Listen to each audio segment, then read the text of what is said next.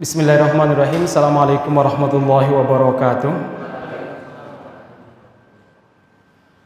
Innal hamdalillah nahmaduhu wa nasta'inuhu wa nastaghfiruh wa na'udzu billahi min syururi anfusina wa min sayyiati a'malina may yahdihillahu fahuwal muhtad wa may yudlilhu fala hadiyalah. Asyhadu an la ilaha illallah wa asyhadu anna Muhammadan abduhu wa rasuluh.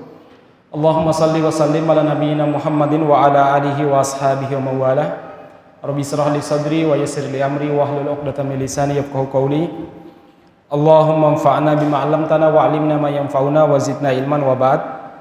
Jamaah sekalian yang mudah-mudahan dirahmati Allah Subhanahu wa taala, alhamdulillah di kesempatan malam ini kita dimudahkan oleh Allah Subhanahu wa taala untuk kembali duduk bersama dalam rangka tawassul bil haqqi tawassul bis sabar. Mudah-mudahan duduknya kita dicatat sebagai amal soleh di sisi Allah Subhanahu wa taala. Alhamdulillah Allah Subhanahu wa taala menganugerahkan kepada kita berbagai macam kenikmatan.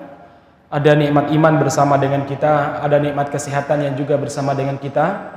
Kita senantiasa berdoa kepada Allah, mudah-mudahan nikmat iman, nikmat sehat itu senantiasa bersama dengan kita, karena dengan keduanya segala hal yang menjadi tugas dan kewajiban kita bisa kita laksanakan dengan baik. Dan dengan keduanya, iman dan sehat, kita bisa melaksanakan fungsi kita sebagai orang tua dari anak-anak kita, anak dari kedua orang tua kita, fungsi kita sebagai suami bagi istri kita atau istri bagi suami kita, dan lain sebagainya. Salah satu yang menyebabkan kita bisa melaksanakannya dengan baik adalah nikmat iman dan nikmat sehat. Mari kita jaga jamaah sekalian, senantiasa kita berdoa kepada Allah Subhanahu wa taala. Allahumma inni as'alukal mu'afata fid dunya wal akhirah. Ya Allah, anugerahkanlah kepadaku al-mu'afata, kesehatan, keselamatan di dunia maupun di akhirat. Dalam riwayat lain, Rasulullah mengajarkan doa, Allahumma inni as'alukal yakina wal afwa wal afiyata. Ya Allah, anugerahkan kepada kami al-yaqina, keyakinan. Modal iman itu yakin. Wal afwa, ampunan darimu, wal afiyata, kesehatan maupun keselamatan. Nah jemaah sekalian, doa-doa seperti ini perlu kita perbanyak dan kita seriusi di kondisi-kondisi seperti ini, karena bagaimanapun berbagai macam penyakit di musim seperti ini benar-benar tersebar dengan leluasa ya. Baik, kita masuk kajian kaifa amalahum an-nabi. Bagaimana Nabi Muhammad SAW berinteraksi dengan orang-orang di sekitarnya. Masih pada bab Nabi Muhammad SAW membangun komunikasi dan interaksi dengan anak-anak beliau. Kalau tentang interaksi Nabi dengan istrinya telah kita bicarakan beberapa pertemuan yang lalu, dan sekarang pertemuan ketiga tentang bagaimana Rasulullah SAW berinteraksi dengan anak-anak beliau. Baik, yang berikutnya dari sebelum-sebelumnya, Nabi Muhammad SAW mengajarkan kepada kita untuk menyambut dengan baik kalau seandainya anak-anak kita itu berziarah ke rumah kita. Jadi kalau bapak-bapak sudah punya anak dewasa, sudah menikah, suatu waktu diziarahi oleh anaknya, maka Nabi Muhammad SAW telah mencontohkan untuk menerima mereka sebagai tamu yang luar biasa, menghormati mereka dan menunjukkan kasih sayang kepada mereka. Jangan sampai terbalik kepada orang-orang yang tidak kita kenal, kita menyambutnya dengan baik. Kita semangat saling menghidangkan apa saja yang kita miliki walaupun mungkin kita hutang. Tapi kepada keluarga dekat kita termasuk anak-anak kita, seakan-akan kita anggap biasa. Padahal jamaah sekalian, Rasulullah SAW senantiasa memulai kebaikan itu dari orang yang paling dekat dengan beliau, dari orang yang paling beliau cintai. Sama ketika anak-anaknya datang, Rasulullah SAW menyambutnya dengan baik. Demikian juga ketika Rasulullah SAW itu bertamu ke rumah anaknya, maka anak-anak beliau juga menyambut Rasulullah SAW dengan luar biasa. Baik, kalau anak nyambut orang tua dengan luar biasa itu sudah biasa. Tapi kalau orang tua menyambut anaknya sebagai tamu yang istimewa, itu sudah luar biasa aja. Ini sangat luar biasa jamaah sekalian. Baik, ini ada cerita ini. Aisyah radhiyallahu anha pernah bercerita Ma ra'aitu ahadan asbaha samtan wa dallan wa hadiyan bi Rasulillah sallallahu alaihi wasallam fi qiyamiha wa qu'udiha min Fatimata binti Rasulillah sallallahu alaihi wasallam. Aisyah mengatakan, saya belum pernah melihat seseorang yang lebih menyerupai Nabi dalam fisiknya, kemudian berdirinya, duduknya, cara berjalannya melebihi Fatimah radhiyallahu anha. Jadi Fatimah ini memang betul-betul mirip dengan sang ayah.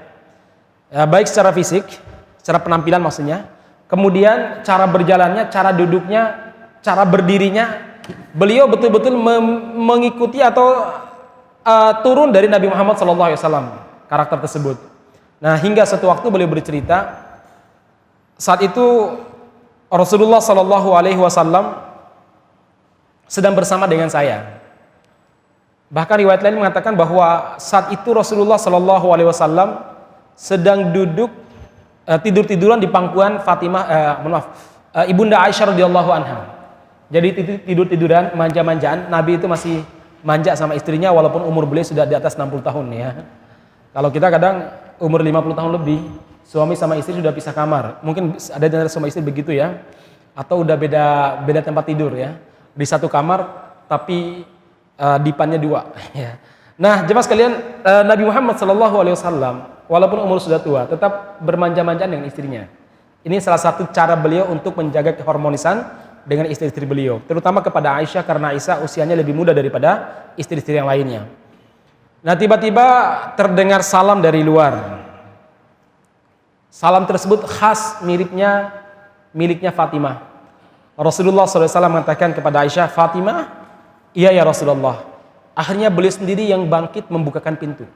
Beliau tidak menyuruh orang lain, tidak menyuruh siapa-siapa. Beliau bangkit, kemudian beliau membukakan pintu. Lalu fa akhadha biyadiha wa qabbalaha.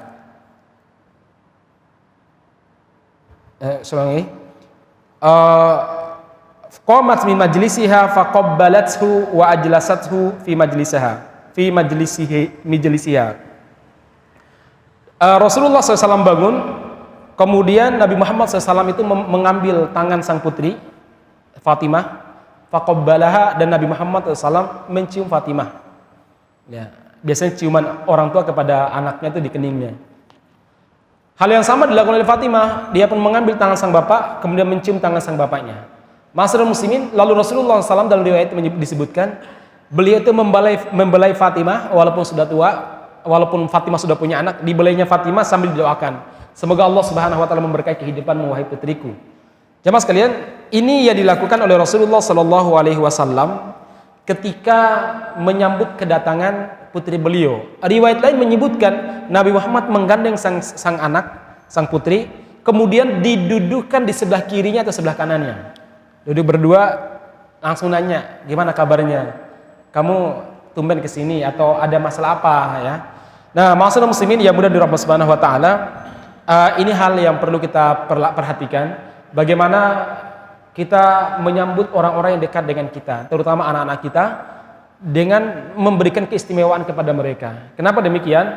Itu menunjukkan kasih sayang kita kepada mereka dan menunjukkan bagaimana seorang tua menghormati anaknya. Itu sesuatu yang pasti akan diingat oleh anak-anak kita walaupun mereka jauh dari kita. Baik, jemaah sekalian yang mudah dirahmati Subhanahu wa taala, ini poin pertama dari kajian kali ini, yaitu apa? Menyambut putra-putri kita saat bertamu di rumah kita dengan sambutan sebagai tamu istimewa. Walaupun mereka darah daging kita, walaupun mereka adalah anak-anak kita. Ini tentu berbeda dengan kehidupan manusia sekarang, di mana seringkali kalau keluarganya, apalagi anak-anaknya, bertamu ke rumah mereka, disambut biasa, berbeda dengan kalau ada orang asing, orang jauh datang ke rumah kita sambut dengan luar biasa, bahkan mungkin dibelikan macam-macam. Sampai nanti ketika selesai tamu tersebut bertamu di rumah kita, makanan dan minuman masih tersisa banyak. Sementara kalau keluarga kita, anak-anak kita datang bertamu ke rumah kita, seringkali disepelekan ya.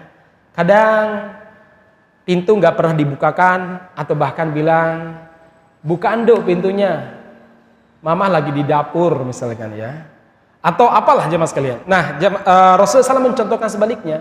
Justru sambutan yang luar biasa ketika orang yang paling dekat dengan kita dan orang yang sangat kita cintai mendatangi kita. Sambutlah dengan sambutan yang luar biasa, ma'asyiral muslimin. Baik, itu poin pertama. Poin berikutnya, wa kana yurabbi banatihi ala taqallul minad dunya wa yahuthuhunna ala shadaqah. Nabi Muhammad SAW mendidik putri-putri beliau. Tentu kalau beliau punya putra, ya putranya juga. Cuma kan putra-putra beliau meninggal saat masih kecil. Mendidik putri-putri beliau untuk tidak terlalu serakah terhadap dunia, serta menganjurkan mereka untuk memperbanyak sedekah. Ini didikan seorang tua kepada sang anak. Agar mereka tidak serakah terhadap dunia, dan agar mereka terbiasa berbagi ataupun sedekah. Ada kejadian jemaah sekalian. Suatu waktu di sini disebutkan anna Rasulullah sallam ata Fatimata wa fawajada ala babiha satron falam yadkhulha. Suatu waktu Nabi Muhammad SAW pergi bertamu ke rumahnya Fatimah. Sang ayah bertamu ke rumah anaknya.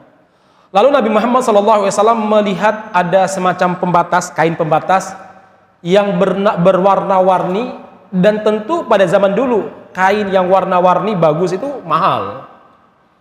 Maka Nabi Muhammad SAW pulang tidak jadi masuk ke rumahnya Fatimah. Nah, jemaah sekalian yang mudah-mudahan dirahmati Subhanahu wa taala, ketika Ali pulang ke rumah, saat itu Ali tidak ada di rumah. Maka ketika Ali pulang ke rumah, Fatimah cerita, "Ya Ali, tadi bapak saya ke sini. Beliau hanya berdiri di depan pintu kemudian pulang. Tolong kamu pergi temui bapak saya, abah saya itu Rasulullah SAW. Tanyakan kenapa beliau tidak jadi masuk ke rumah saya." Baik, kata Ali. Maka Ali berangkat ke rumah mertuanya yaitu Rasulullah SAW. Kemudian beliau berkata, "Ya Rasulullah, inna Fatimata istadda alaiha annaka ji'taha falam tadkhul alaiha." Ya Rasulullah, sesungguhnya Fatimah itu sedih ketika engkau datang ke rumahnya tapi anda enggak menemuinya, anda langsung pulang ya Rasulullah. Ada apa ya Rasulullah? Rasul mengatakan, "Ma ana wad dunya." Sesungguhnya aku tidak punya banyak kepentingan terhadap dunia. Wa ma ana warraqma. Dan saya tidak punya kepentingan dengan nilai-nilai di dunia, hitung-hitungan dunia. Inni ra'aitu ala babiha. Saya melihat di pintu rumahnya Fatimah satron musian, yaitu satron, kain pembatas yang bergambar unik, bagus. Jemaah sekalian yang mudah-mudahan dirahmati Subhanahu wa taala, hal itu kemudian membuat Ali segera balik dan memberitakan apa yang didengar dari Rasulullah SAW. Kemudian Fatimah bertanya balik, wahai Ali, balik lagi ke rumah bapak saya, tanyakan kira-kira apa perintah Nabi Muhammad SAW untuk kain tersebut. Saya akan melakukannya, terserah Nabi mau perintah apa akan saya lakukan, mau dijual mau diapakan saya akan melakukannya, asalkan bapak saya tetap menemui saya dan tetap bersama dengan saya. Kemudian Ali radhiyallahu anhu balik lagi ke rumahnya Rasulullah SAW, bertanya, "Ya Rasulullah, sesungguhnya Fatimah bertanya apa perintahmu terhadap kain tersebut? Apa perintahmu terhadap Fatimah untuk memperlakukan kain tersebut? Kira-kira mau diapakan ya Rasulullah?" Kemudian Ali mengatakan, Rasul mengatakan, "Qul laha litursila bihi ila bani fulanin ahli baitin bihim hajatun." Wahai Ali, sampaikan kepada Fatimah bahwa kain tersebut hendaklah dia kirim ke Bani Fulan, maksudnya ke kabilah Fulan, ke keluarga Fulan, sesungguhnya mereka sangat membutuhkan itu daripada kalian. Akhirnya Fatimah radhiyallahu an melepaskan kain tersebut, kemudian membungkusnya, diserahkan kepada Ali. Ali pun membawa ke kabilah ataupun keluarga yang dimaksud oleh Nabi Muhammad SAW dan menyedekahkan kain tersebut. Ma'asyiral muslimin yang mudah-mudahan dirahmati Allah Subhanahu wa taala, dari sini jemaah sekalian yang mudah-mudahan dirahmati Subhanahu wa taala, para ulama mengambil kesimpulan bahwa Nabi Muhammad SAW bukannya mengharamkan kain tersebut kepada keluarganya, bukannya mengharamkan gambar kain yang berwarna-warni. Kalau seandainya Nabi Muhammad SAW mengharamkan, tentu Nabi Muhammad tidak memerintahkan untuk mensedekahkan barang yang haram kepada orang lain. Tetapi Nabi Muhammad SAW mengajarkan kepada keluarganya, mengajarkan kepada anak-anaknya untuk apa? Tidak bermewah-mewahan dalam masalah kehidupan, agar mereka itu lebih banyak memperhatikan orang-orang di sekitarnya yang lebih membutuhkan daripada mereka. Maka Nabi Muhammad memerintahkan Fatimah untuk menyedekahkan kain tersebut kepada keluarga yang sangat membutuhkan dibandingkan Fatimah. Jemaah sekalian yang mudah-mudahan dirahmati Subhanahu wa taala, ini bentuk tarbiyah yang luar biasa dari Rasulullah SAW kepada putra-putri beliau, agar mereka menjadi orang-orang yang zuhud, agar mereka betul-betul terbiasa berbagi dan tidak serakah terhadap dunia yang mereka miliki. Masalah muslimin yang mudah-mudahan dirahmati Subhanahu wa taala, bolehlah sekali-kali kita mempraktekannya. Tapi sebelum kita mempraktekkan di hadapan anak-anak kita, orang tua praktek dulu ya. Bagaimana dia menyedekahkan apa yang dia miliki. Misalkan HP-nya kebanyakan, ada yang HP-nya 3, ada yang mungkin sepeda ontelnya koleksinya sampai 5. Saya pernah bertamu ke rumah teman saya, seorang kawan di Jakarta, salah seorang pengusaha alat-alat berat untuk untuk tambang ya. Begitu saya masuk ke rumahnya, masya Allah, orangnya sangat senang sepeda. Koleksi sepedanya itu puluhan, ya, diletakkan di dinding tersebut. Saya bilang, itu sepeda apa? Itu sepeda khusus gunung, Ustaz. Itu sepeda khusus kota, Ustaz. Itu sepeda apa? Jadi ada sepeda khusus semuanya. Dan beliau ini punya kebiasaan kalau pergi untuk mengontrol usahanya ke Papua, kan di daerah tambang ya, ke Papua, ke Sumatera ataupun ke Sulawesi. Itu sepedanya dinaikkan pesawat, masya Allah. Orang saja jarang naik pesawat, itu sepedanya naik pesawat jemaah sekalian. Nanti kata beliau, sampai di sana saya jarang pakai mobil, Ustaz. Saya jarang pakai motor, Ustaz. Saya naik sepeda. Beberapa waktu lalu dia bertamu ke sini, ke Solo. Ya tadi saya tanya, dari mana? Saya sudah keliling-keliling Solo, Ustaz. Jadi dia laporan kalau sudah keliling Solo. Dengan apa, Ustaz? Saya bilang, dengan sepeda, Ustaz. Bawa sepeda di Jakarta? Iya, Ustaz. Itu saya bawa dulu ke Papua. Dari Papua saya ke Solo, Ustaz.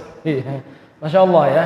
Ada orang yang memang seperti itu, tapi tetap ya, infaknya untuk dakwah luar biasa juga beliau ini ya. Infaknya untuk pondok, infaknya untuk dakwah di Jakarta luar biasa juga. Namun maksud saya begini, ada baiknya kita ini mengajarkan diri kita dan menerapkan pada diri kita bagaimana at-taqallub minad dunya, zuhud terhadap dunia, tidak terlalu banyak mengambil dunia ini kecuali sesuai kebutuhan kita. Pernah suatu waktu ma'asyiral muslimin, ada salah seorang sahabat datang menemui Rasulullah SAW, kemudian meminta nasihat. Ya Rasulullah, dullani ala amalin idza amiltuhu ahabbani Allah wa ahabbani an-nas. Ya Rasulullah, tunjukkan kepada saya sebuah amal yang kalau saya mengerjakan amal tersebut Allah cinta kepada saya, manusia juga cinta. Ini luar biasa nih pertanyaan sahabat, cerdas betul ya. Jadi ya Rasulullah, tunjuk kepada saya satu amal, satu saja, yang kalau saya kerjakan Allah sangat mencintai saya dan manusia juga ikut mencintai saya. Kenapa demikian? Karena kadang begini jemaah sekalian, ada amal itu yang dicintai oleh Allah Subhanahu wa taala tapi tidak dicintai sama manusia. Ya. Seperti nahi mungkar itu kan nggak dicintai sama manusia kan?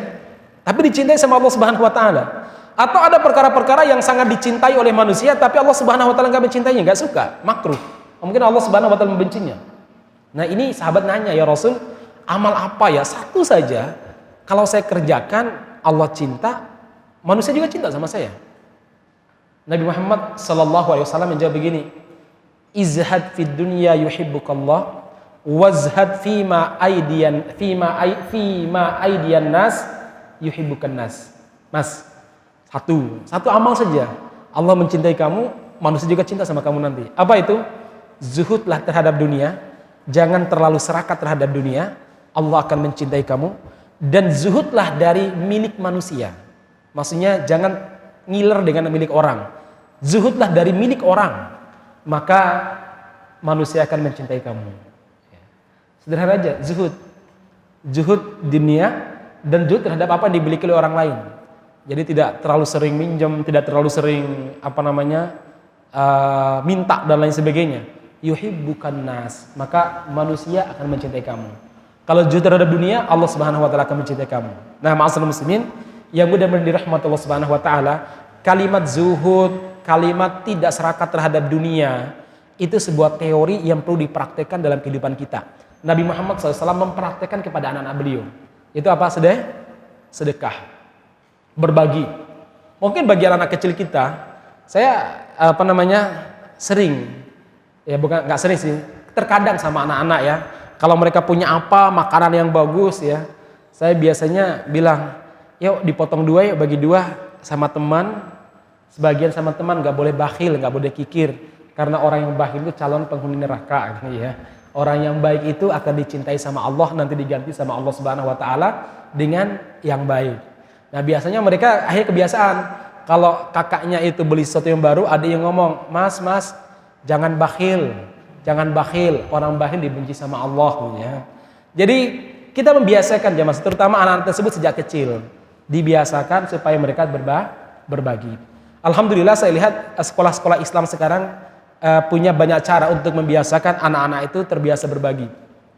Kalau di sekolah anak saya itu pokoknya setiap hari dulu sebelum pandemi itu ada pokoknya harus infak, mau 500, mau 1000, mau 2000 boleh mau infak ya.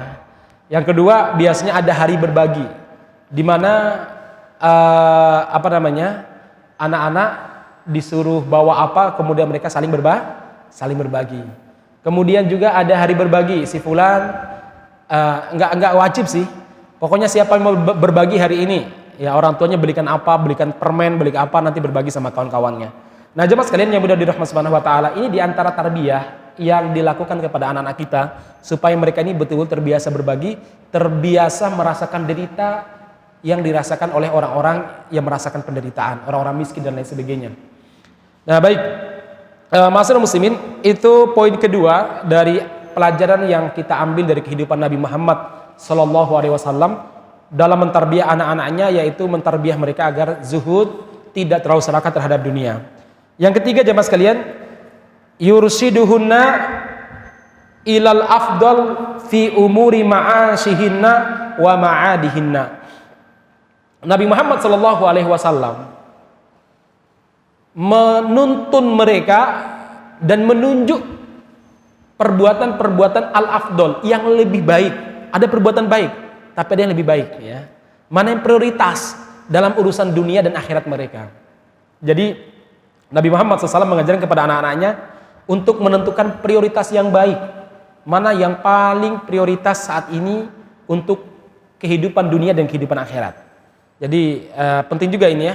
Karena dalam kehidupan kita seringkali kita mendapatkan masalah, tuntutan untuk melakukan sesuatu yang sama-sama baik, sama-sama penting di waktu yang sama, di mana kita harus mengorbankan salah satu daripada sekian banyak tuntutan tersebut. Ya. Maka disitulah kita butuh namanya fikul alawiyat, fikih prioritas. Ya. Apalagi kita sebagai seorang aktivis ataupun sebagai orang yang terlibat dalam dakwah, terkadang kita ini memiliki banyak sekali tugas. Ada posisi kita ini, kita adalah dai bagi manusia, bagi masyarakat. Kita adalah guru atau mungkin dosen di sebuah kampus. Kita adalah anak dari orang tua kita, bapak dari anak-anak kita, suami dari istri-istri kita, kemudian apa lagi? Masyarakat dari lingkungan RT kita yang kadang ada ronda malamnya, ada kerja baktinya. Kemudian kita ini adalah teman bagi kawan-kawan kita di sekolah atau kawan-kawan kita di tempat pekerjaan, di mana mereka sakit ya kita juga mungkin harus nyumbang, harus hadir untuk menjenguk mereka. Itu kan kadang terjadi dalam satu waktu, tuntutan tersebut berkumpul dalam satu waktu. Nah pada saat itulah seorang muslim dituntut untuk menentukan skala prioritas. Para ulama telah membahas namanya fikul aulawiyat, fikih prioritas. Penting kapan ini didahulukan dan kapan ini diundur. Sama-sama baik jemaah sekalian, sama-sama baik. Nah Rasulullah Shallallahu Alaihi Wasallam mengajarkan anak-anaknya bagaimana menentukan skala prioritas, ya, menjadikan amal lebih bermanfaat.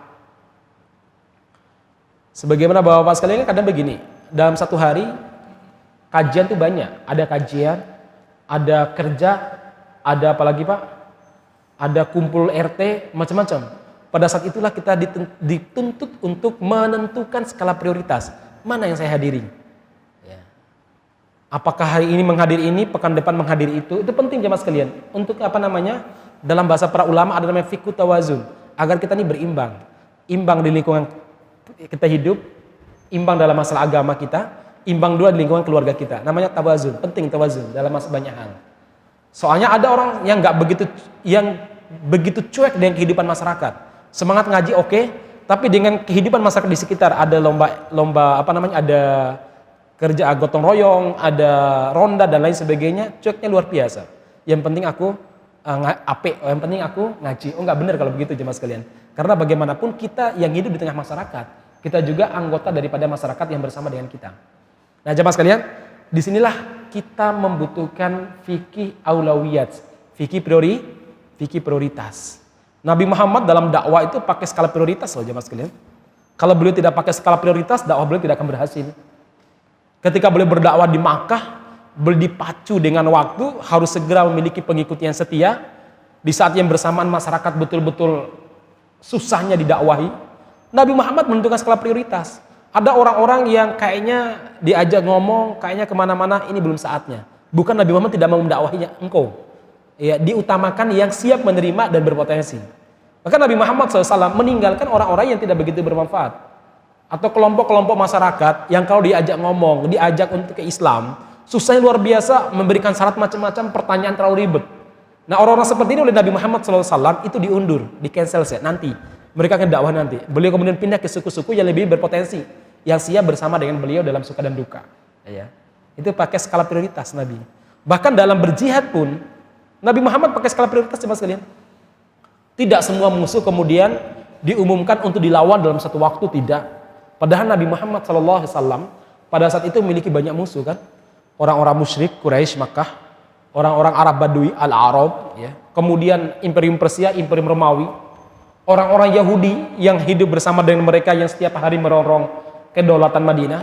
Ada orang-orang munafik yang juga sering menjatuhkan kredibilitas beliau sebagai seorang nabi, menuduh istri beliau dengan berbagai macam tuduhan. Namun Nabi Muhammad Sallallahu Alaihi Wasallam ketika melawan mereka satu persatu ditentukan skala prioritasnya. Siapa dulu saya? Ya. Nah, ini penting masalah muslimin. Baik, ini sebuah contoh dari Nabi Muhammad Sallallahu Alaihi Wasallam. Suatu waktu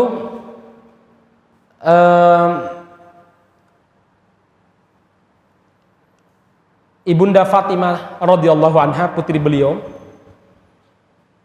melapor kepada sang suami tentang telapak tangannya yang sudah mengeras dan terkelupas sebagiannya karena beliau ini terbiasa menggiling gandum. Kalau kita zaman dulu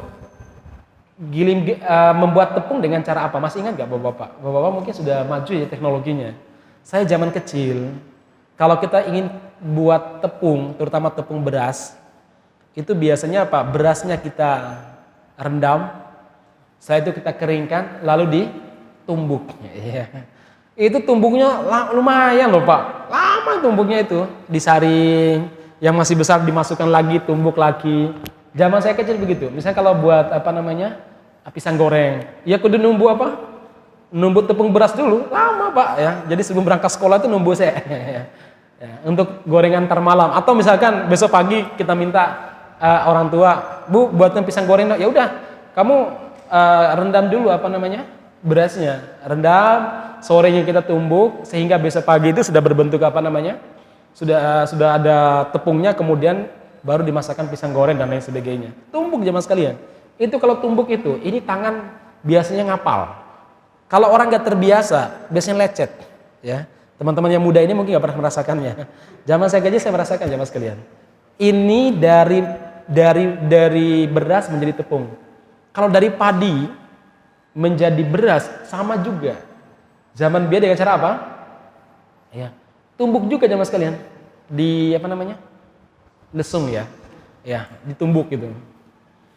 Kadang di kampus saya itu orangnya tumbuk berjam-jam, lesungnya lebar. Ya, itu tumbuk bareng-bareng ya. Sampai malam ya. Nah, maksud muslimin, itu cara orang dulu. Sampai kemudian datang mesin macam-macam ya. Nah, ini Fatimah dulu orang kalau mau buat buat gandum, bagaimana supaya gandum berubah menjadi tepung. Itu gandumnya ditaruh, kemudian sama. Cuma kan mereka pakai batu ya. Jadi batunya diputar, batu besar, nanti kan menggiling, ya. Nah, itu membuat tangan itu mengeras, ngapal. Hal itu dirasakan oleh Fatimah radhiyallahu anha, akhirnya beliau curhat sama sang suami. Ali, ini loh tangan istrimu sampai ngapal. Maka kalau ibu-ibu sekarang bersyukurlah karena tidak sebagaimana pada zaman dulu. Beras tinggal dimasak, tepung tinggal dibeli. Zaman dulu untuk makan tuh begitu. Akhirnya Ali mengatakan, "Ya Fatimah, saya dengar bahwa bapakmu baru saja mendapat kiriman para budak dari daerah luar. Cobalah kamu datang, temuilah Nabi Muhammad, mintalah 1 atau 2 budak untuk kita. Siapa tahu itu akan meringankan pekerjaanmu, wahai Fatimah." Akhirnya Fatimah pun senang dengan usulan sang suami. Kemudian beliau ke rumah Nabi Muhammad SAW. Seingat saya saat itu Nabi Muhammad pas jatah di tempatnya Aisyah. Ternyata Nabi Muhammad gak ada, entah pergi berdakwah atau pergi kemana lah. Akhirnya Aisyah bertanya apa keperluannya. Fatimah cerita kepada sang ibu tiri apa keperluannya. Kemudian Aisyah mengatakan, "Ya Fatimah, nanti saya akan sampaikan kepada Rasulullah." Baik, Fatimah pun balik. Nabi Muhammad SAW pulang agak larut malam. Begitu sampai di rumah, Aisyah cerita, "Ya Rasulullah, tadi Fatimah kesini, kebutuhannya begini. Beliau intinya minta salah satu budak yang dikirimkan kepada engkau. Katanya Anda memiliki banyak budak yang baru saja dikirimkan oleh para sahabat dari luar kota." "Oh begitukah? Baiklah."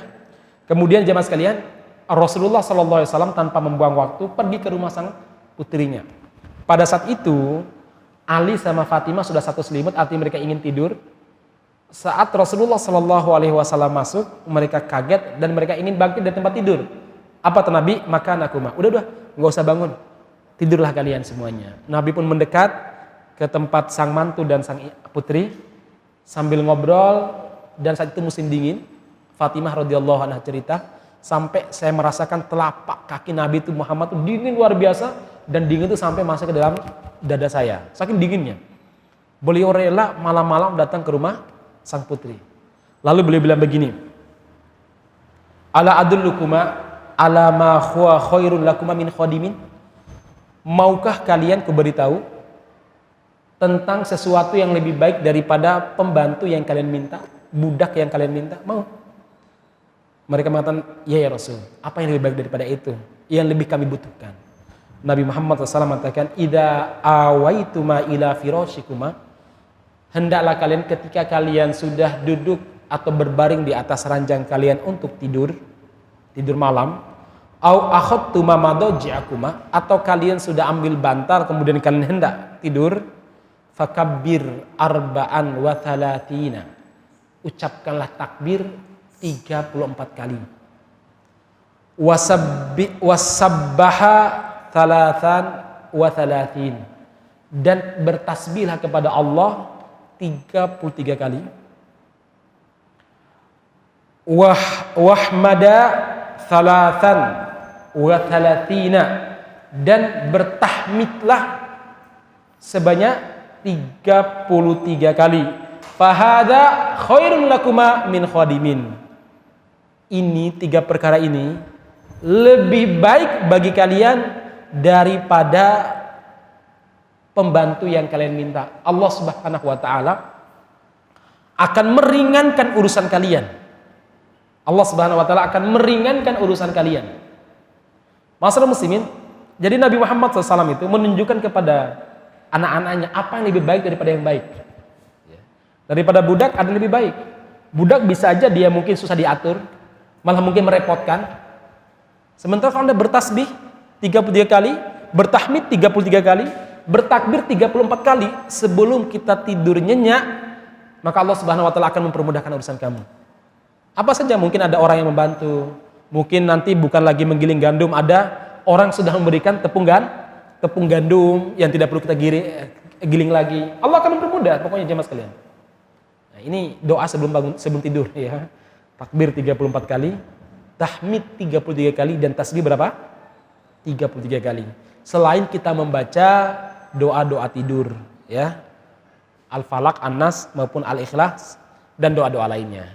Nah, ini pengiringnya ini jemaah sekalian. Monggo kita praktekkan. Sebab Allah Subhanahu wa taala akan mudahkan semua urusan kita. Di lain waktu jemaah sekalian, ketika Ibunda Fatimah radhiyallahu anha datang menemui Rasulullah sallallahu alaihi wasallam untuk meminta budak, maka Rasulullah SAW menjawab begini, "Ya Fatimah, bukannya aku tidak ngasih kamu. Bukannya aku tidak mau ngasih kamu, wahai Fatimah. Tetapi saudara-saudaramu ahlu suffah itu lebih membutuhkan daripada kamu. Biar budak itu dijual, kemudian uangnya diberikan kepada ahlu suffah agar mereka bisa hidup dan bisa bertahan hidup karena mereka tinggal di masjid, atau budak tersebut diperkerjakan untuk membantu ahlu suffah, memasak masakan mereka, meringankan derita yang mereka alami dan lain sebagainya." Nah, jemaah sekalian yang mudah-mudahan dirahmati Allah Subhanahu wa taala, ini diantara cara Nabi Muhammad SAW mengajarkan anak-anak beliau mana yang prioritas diantara sekian kesibukan, diantara sekian keinginan yang kita miliki.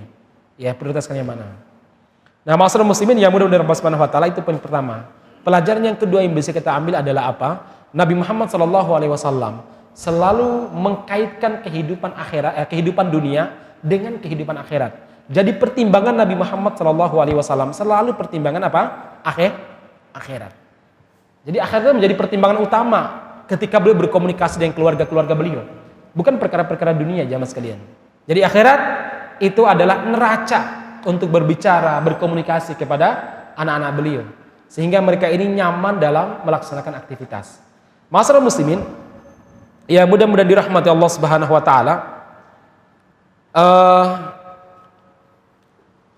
Pernah juga jamaah sekalian, Nabi Muhammad SAW mengajarkan doa lain ketika Fatimah meminta budak di lain waktu.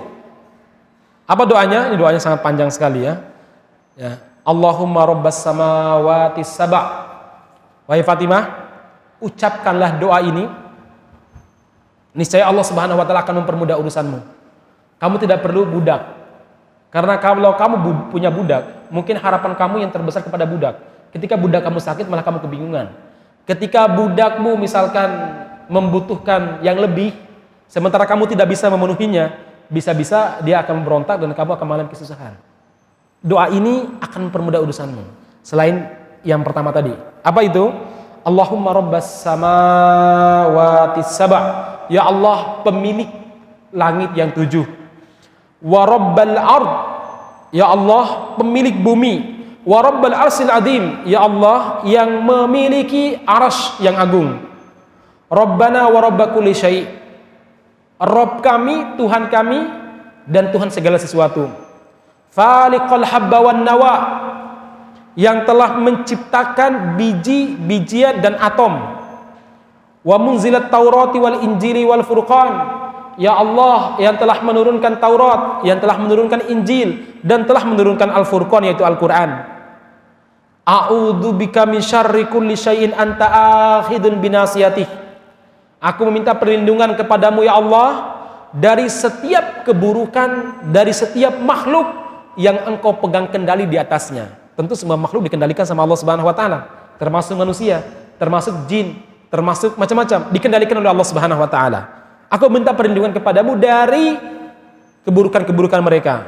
Allahumma antal awwal falaisa qablaka syai', wa antal akhir walaisa ba'daka syai', wa antal zahir falaisa fawqaka syai', wa antal batin falaisa dunaka syai'. Iqdi anna daina wa agni minal faqri wa aghnina minal faqri. Ya Allah, yang maha pemula, tidak ada zat yang ada sebelum dirimu, dan Allah, engkau maha akhir, tidak ada setelahmu ada zat yang masih hidup. Maksudnya Allah itu awal dan akhir, ini nama-nama Allah ya. Dan engkau adalah di atas segala-galanya, tidak ada sesuatu di atasmu ya Allah. Dan engkau adalah yang paling paham perkara-perkara batin, dan tidak ada yang lebih paham daripada dirimu ya Allah. Kemudian iqdi anna daina, ya Allah, lunasilah hutang kami. Waghnina minal faqri, dan kayakan kami dari kefakiran. Kata Rasulullah SAW, ini lebih baik daripada budak. Kalau budak belum tentu membuat hutangmu belum tentu membuat hutangmu lunas. Bisa jadi hutangmu bertambah ketika kamu punya budak, karena Anda punya tanggungan lagi untuk diberi makan, untuk diberi pakaian. Ini lebih baik daripada pembantu. Kenapa? Karena belum tentu pembantumu itu membebaskan kamu dari kemiskinan. Boleh jadi kamu tambah miskin. Kenapa? Karena pembantumu mungkin akan mencuri apa yang kamu miliki dan lain sebagainya. Nah, jamaah sekalian, ini doa yang diajarkan oleh Nabi Muhammad SAW kepada putri-putri beliau, agar mereka lebih mendekatkan diri kepada Allah dan menggantungkan semua harapan kepada Allah Subhanahu Wa Taala. Jadi seakan-akan Nabi Muhammad SAW mengajar kepada putri-putri beliau untuk menghilangkan semua kebergantungan kecuali kepada Allah Subhanahu Wa Taala. Kenapa, jamaah sekalian? Seringkali yang buat rusak dalam hidup kita ini, kata Imam Ibnu Qayyim Al-Jauziyah, adalah apa? Ketika hati kita ini bergantung kepada selain Allah lebih besar, lebih banyak daripada kebergantungan hati kita kepada Allah Subhanahu Wa Taala. Kata Imam Ibnu Qayyim Al-Jauziyah, at-ta'alluq bi ghairillah, ta'alluqul qalbi bi ghairillah, kebergantungan hati kepada selain Allah Subhanahu Wa Taala, beliau menyebutkan babusyarri, itu pintu daripada semua pintu keburukan. Kalau kita terlalu bergantung sama harta, apa yang terjadi? Orang akan fokus untuk mencari harta, nggak kenal halal dan haram. Dia nggak mengatakan harapannya kepada Allah Subhanahu Wa Taala. Ketika kita terlalu bergantung pada suami kita, maka apa yang terjadi, jamaah sekalian? Maka kita akan cemburu berat. Kemudian mungkin suami nggak bisa kemana-mana karena terlalu menggantungkan harapan kepada suami. Sampai suami ikut pengajian saja, atau mungkin suami mau pergi jihadnya, luar biasa sedihnya dan lain sebagainya ya. Kenapa? Karena kebergantungan harapannya kepada sang suami. Akhirnya apa? Terjadilah berbagai macam kebingungan hidup, kemudian terjadi berbagai macam kesusahan, bahkan kejahatan. Kalau kita bergantung sama pembantu ataupun bergantung sama budak, yang terjadi apa? Kelemahan, jamaah sekalian. Orang yang bergantung kepada selain Allah Subhanahu Wa Taala sebenarnya lemah. Semakin besar kebergantungan kita kepada selain Allah, semakin besar kelemahan kita dan semakin besar potensi untuk berbuat jahat. Itu kebergantungan hidup kepada selain Allah. Maka Rasulullah mengajarkan kepada putra-putri beliau, gantungkan semua harapan, gantungkan semua urusan kita kepada siapa? Kepada Allah Subhanahu Wa Taala. Karena Allah Maha Kuat. Ibarat centelan baju ya. Kalau digunakan untuk menggantung tas kita yang isinya laptop, isinya buku, itu kira-kira gimana? Itu bisa jatuh itu, jemaah sekalian. Yang jatuh apa? Gantungannya jatuh, barang-barang kita juga jatuh, akhirnya laptop juga rusak, jemaah sekalian. Sama, ketika harapan kita sangat besar dan kebergantungan kita pada makhluk luar biasa besarnya, sementara makhluk itu lemah. Ketika makhluk tersebut tidak mampu memenuhi apa yang kita harapkan, apa yang terjadi? Dia rusak, kita juga rusak. Sampai Allah Subhanahu Wa Taala mengatakan begini, ya ayuhan nas, wahai manusia, Allah memberikan contoh bagaimana menggantungkan harapan. Apa itu? Innal ladzina tad'una min dunillah la yakhluqu dzubaba, kata Allah Subhanahu Wa Taala. Wahai manusia, sesungguhnya yang kalian harapkan, yang kalian minta, yang kalian tawakalkan selain Allah Subhanahu Wa Taala, maksudnya kalian bertawakal kepada selain Allah, zat yang kalian harapkan selain Allah Subhanahu Wa Taala, la yakhluqu dzubaba, itu enggak mampu menciptakan lalat, binatang yang rendah, yang tidak ada harganya. Ada orang yang jual beli lalat? Nggak ada. Kalau cecak masih mending ya mas kalian. Kalau belalang masih banyak. Di mana? Gunung Kidul tuh, khasnya belalang. Suatu waktu kapan ya? Awal-awal pandemi setelah Ramadan. Iya, Syawal lah. Saya diajak sama teman saya, Ustaz, yuk kita jalan-jalan ke Gunung Kidul daripada di Solo terus. Karena itu kan belum bisa kemana-mana tuh kan. Ramadan, pasca Ramadan tuh betul-betul semua kegiatan hampir libur total. Stres juga kita ya. Yang sehari biasanya keluar ngisi 2-3 kali pengajian, itu cuma di rumah atau baca atau ya. Akhirnya mengalami penumpukan lemak jadi kan. Nah jemaah sekalian, Ustaz kita jalan ke Gunung Kidul, boleh? Kemudian Ustaz insya Allah yang hadir banyak. Iya siap. Ternyata ketika pengajian malam, pengajian subuhnya banyak, tapi pengajian malamnya dikit sekali. Saya tanya, kemana ini jamaah? Katanya banyak Pak. Sebenarnya saya nggak apa-apa sih, cuma heran aja pada kemana. Yang saya dengar kalau pengajian sampai masjidnya penuh. Ustadz, mohon maaf Ustadz, ini masyarakatnya pengajiannya kalah sama belalang. Maksudnya apa? Ini lagi musim belalang Ustadz. Jadi pada nyari belalang. Jadi ternyata nyari belalang tuh menjelang maghrib itu tuh ya. Jadi mereka berangkat sebelum maghrib, nanti maghribannya di ladang ya. Nah nyarinya sampai jam-jam 9 atau jam-jam setengah 9. Waktunya. Kalau udah lewat malam malah nggak bisa gitu ya. Oh begitu ya, saya bilang. Iya. Orang masih belikan belalang, tapi apa tadi? Lalat, nggak ada yang jual belikan. Jijik. Yang kedua, lalat itu jamaah sekalian, itu adalah hewan yang paling sederhana anatomi tubuhnya dibandingkan hewan lain.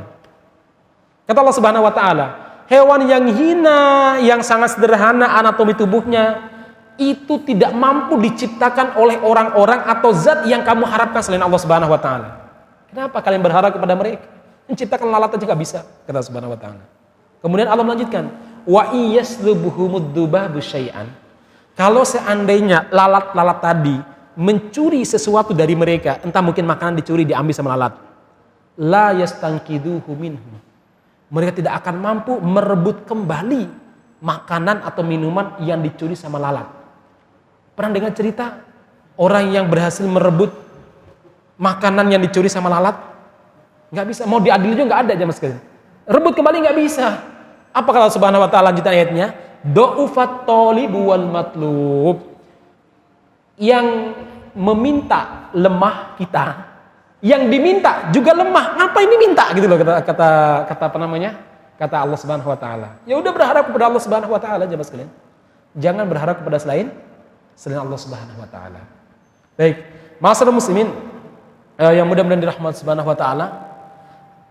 Lanjut sedikit masih di kisah ini. Yang berikutnya ma'asyiral muslimin, Rasulullah Shallallahu Alaihi Wasallam mengajarkan anak-anaknya untuk terbiasa menanggung beban, terbiasa bertanggung jawab dan menanggung beban-beban dakwah ataupun beban-beban hidup. Supaya apa? Supaya mereka lebih dewasa, lebih kuat dan kokoh saat mereka menghadapi masalah. Soalnya anak-anak yang gak terbiasa menanggung beban sejak kecil dan gak dibiasakan bertanggung jawab, nanti kalau sudah berumah tangga, kacau nanti hidupnya. Sang anak akan apa? Selalu berharap penuh kepada orang tuanya. Saya tuh sempat dicurhati sama ibu-ibu, Ustaz, anak saya itu susah luar biasa. Apa? Gak mau kerja Ustaz, yang kerja istrinya. Nah kalau dia minta sama aku Ustaz. Loh, udah punya anak udah besar Ustaz. Cucu saya udah besar dari dia itu, udah 2 apa 3 gitu ya. Jemaah sekalian, ternyata apa? Kecerdasan di sekolah dengan angka-angka yang ada di raport, kalau nggak diimbangi dengan tarbiyah untuk membawa amanah, membawa beban, bertanggung jawab, maka itu tidak akan bermakna angka 9, angka 10, 9,5 di raport anak-anak kita jemaah sekalian. Maka biasakan apa? Biasakan mereka membawa beban. Biasakan mereka ini bertanggung jawab atas kehidupan mereka. Ini penting. Kecil-kecil itu harus diajar bertanggung jawab. Suruh jualan, nggak masalah ya. Saya kemarin sama anak saya, kalau kau mau jualan, Abi belikan apa nanti. Kalau nggak musim pandemi, kita suruh jualan liburan ini ya. Biar terlatih jemaah sekalian. Kalau udah bisa hitung-hitungan angkanya, biar mereka terlatih membawa beban. Biar mereka terlatih untuk apa namanya? Terlatih untuk bertanggung jawab atas kehidupan mereka. Ada anak-anak sampai usia SMA, baju sama sepatu itu yang nyuci kan siapa? Boe. Ya. Sampai dia besar nanti susah itu. Maka sejak kecil ajarkan mereka nyuci baju, nyuci sandal, nyuci pakaian, nyuci piring, biar mereka bertanggung jawab. Ketika mereka menumpahkan makanan di lantai, suruh mereka ngepel sendiri. Bukan kita menyiksa anak, tapi mengajarkan bagaimana mereka ini bertanggung jawab atas perbuatan mereka. Nah, ma'asyiral muslimin, anak ini ya, Rasulullah Shallallahu Alaihi Wasallam mengajarkan banyak hal dalam masalah ini. Mulai dari satu, beliau sering ngomong sama Fatimah, ya Fatimah, angkidi nafsaki minan nari, fa inni la amliku lakum minallahi syai'a. Wahai Fatimah, kalau kamu ingin selamat, selamatkan dirimu dari neraka. Aku bapakmu walaupun aku seorang nabi, tidak akan bisa berikan apa-apa kepadamu kelak di hari kiamat nanti. Bertanggung jawablah diri kamu, wahai Fatimah. Jangan bergantung kepada bapakmu seorang seorang nabi. Ya. Kamu harus bertanggung jawab terhadap diri kamu. Masyarakat muslimin yang mudah-mudahan dirahmati Subhanahu wa taala, ada keyakinan buruk di sebagian masyarakat kita.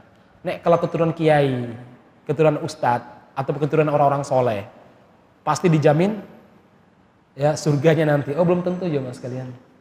Rasul mengatakan man bata'a bihi amaluhu lam yusri bihi nasabuhu.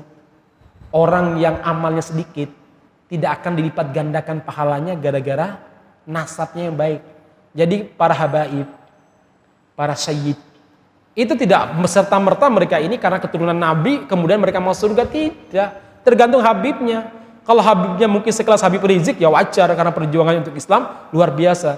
Tapi kalau sekelas Habiban ya yang taunya cuma sholawatan, disuruh sholat malah ngomong aku sudah dapat kartu masuk surga dari eyang nabiku katanya. Itu ada ceritanya. Mohon maaf teman-teman Arab ini ya. Saya itu punya cerita. Ini teman saya di Pasar Kliwon, masih hidup orangnya, udah tua. Dia orang Jakarta. Ya, logatnya masih logat Jakarta. Dia cerita sama saya, Ustaz, saya di sini istri kedua saya Ustaz.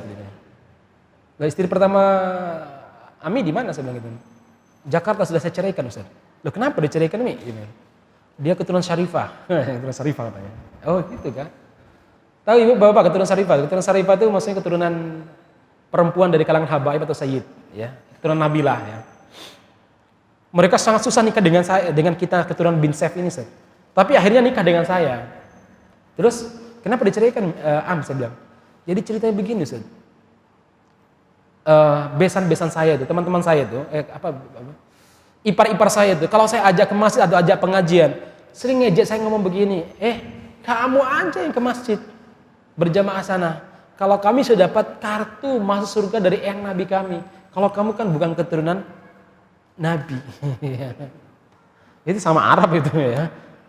Sampai begitu ngomongnya jamaah sekalian, ya. Baik jamaah sekalian, itu nggak bisa. Kata Rasulullah, man bata'a bihi amalu, siapa yang amalnya sedikit, lamban, amalnya tidak banyak, lam yusri bihi nasabuhu, nasabnya tidak akan bermanfaat baginya. Ya. Nasabnya tidak akan bermanfaat baginya. Sampai dia cerita, saya terpaksa mencarikan begini ada kasus, Ustaz. Saya udah suatu waktu saya kan punya abang saya nikah sama orang Betawi. Jadi besan. Mertua abangnya ini orang Betawi, orang Jakarta asli. Nah, kan biasa kalau orang Betawi itu punya adat namanya ibu-ibu yang sudah tua kalau ketemu sama anak-anak muda suruh cium tangannya. Ya, kan ada adat seperti itu kan. Di kampung saya juga begitu. Mau itu ibumu, mau itu adalah bapakmu atau bukan, kalau dia orang tua kita wajib tunduk dan salaman. Di tempat saya itu masih ada tradisi seperti itu. Jadi kita ini kalau ada anak-anak muda, anak SMA atau anak yang baru kuliah, begitu ketemu tuh cium tangannya, masih ada adat menghormati orang tua. Ya. Kemudian suatu waktu ketika acara keluarga, mertua abang saya hadir, Ustaz. Hadir sebagaimana biasa, ya samalah acara-acara orang Jakarta itu. Tiba-tiba saat pulang dari acara tersebut, istri saya marah-marah sambil banting pintu. Ya. Dia bilang sama saya, Fulan, saya nggak sebut namanya, Fulan, tolong sampaikan kepada abangmu untuk mengajari mertuanya. Loh, maksudnya bagaimana? Yang mana? Ibu mertuanya itu. Memang kenapa ibu mertua abang saya gitu ya? Karena orangnya baik-baik. Masa saya disuruh cium tangannya, disodorin tangannya disuruh cium saya gitu. Loh, itu kan biasa. Dalam adat Betawi mah biasa kayak gitu gitu ya. Ente nggak tahu siapa saya gitu ya. Ini mungkin khas saja sih, ya nggak semuanya tentunya ya. Ada yang lebih baik, ada yang akhlaknya bagus, lebih bagus daripada kita juga banyak. Anda nggak tahu siapa saya? Loh, kamu siapa? Kamu kan istri saya. Enggak. Saya ini Syarifah. Saya ini keturunan Nabi. Dia keturunan siapa? Gitu ya. Bagi kami orang Melayu itu sandal jepit kami katanya. Wah, langsung dia marah, dipukul meja. Talak 3, balik ke rumah mertuamu katanya. Ini udah nggak bisa diajak ngobrol, dia bilang. Udah saya tinggalin dan saya kerja ke Solo, nikah sama orang Solo. Bagi jemaah sekalian, jadi sekali lagi Rasulullah SAW mengajarkan kepada putrinya Fatimah untuk bertanggung jawab atas semua tindakannya. Rasul mengatakan, ya Fatimah, perbanyaklah amal soleh, selamatkan dirimu dari neraka. Bapakmu ini walaupun seorang nabi tidak akan berikan manfaat apa-apa kepadamu kelak di hari kiamat nanti. Baik masyaallah muslimin yang mudah-mudahan dirahmati Subhanahu wa taala, saya kira ini yang perlu kita sampaikan, mudah-mudahan bermanfaat. Barakallahu fikum ajmain. Kita akhiri dengan doa kafaratul majlis. Subhanakallahumma rabbana bihamdika asyhadu an la ilaha illa anta astaghfiruka wa atubu ilaik. Walhamdulillahirabbil alamin. Assalamualaikum warahmatullahi wabarakatuh.